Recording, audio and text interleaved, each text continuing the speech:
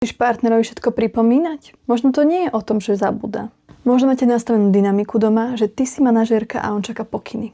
A toto je presne tá dynamika vzťahu, ktorú ženu neskôr vyčerpá. Skús preto neviesť ďalší rozhovor štýlom: už som ti hovorila, že toto máš spraviť. Namiesto toho polož otázku, ktorá vracia zodpovednosť.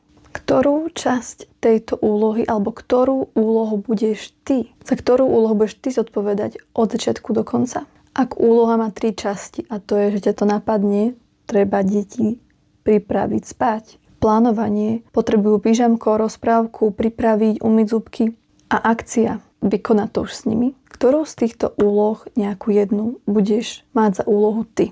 A ono, tá super vec na mužoch je podľa mňa je to, že naozaj mnoho z nich chce, aby sme boli spokojné, šťastné, naplnené. A veľmi radi to urobia pre nás. Ak uvidia, že nebudú kritizovaní a že my nebudeme ešte viac z toho frustrované a nahnevané, nespokojné. Hej, lebo ten rozdiel aj v tvojej únave robí to, že či tomu mužovi pripomínaš veci a tým, keď preberie on sám zodpovednosť. Čiže namiesto hovorenia a dávania pokynov, čo má nakúpiť, kde má ísť, čo má urobiť, sa skús dohodnúť na jednej veci s ním. Namiesto kúp niečo na večeru, tak cez víkend vymysli ty, čo bude na večeru. A nechaj to už v jeho réžii. Samozrejme vždy pamätaj, že on musí súhlasiť a musí ti veriť, že tam nepríde nejaká kritika, sťažnosť, že to, čo urobí, dáva pre ňoho zmysel. A potom príde tá najťažšia časť, že nepreberaj to späť.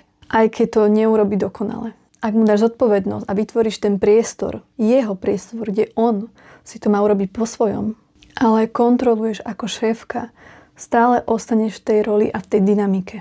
To nie je o tom, aby si bola tvrdá, aby si prestala všetko niesť v tom vzťahu, v tej domácnosti. A toto je zároveň spôsob, ako si môžeš zvýšiť túžbu k svojmu partnerovi, pretože veľakrát to je pripojené s príťažlivosťou.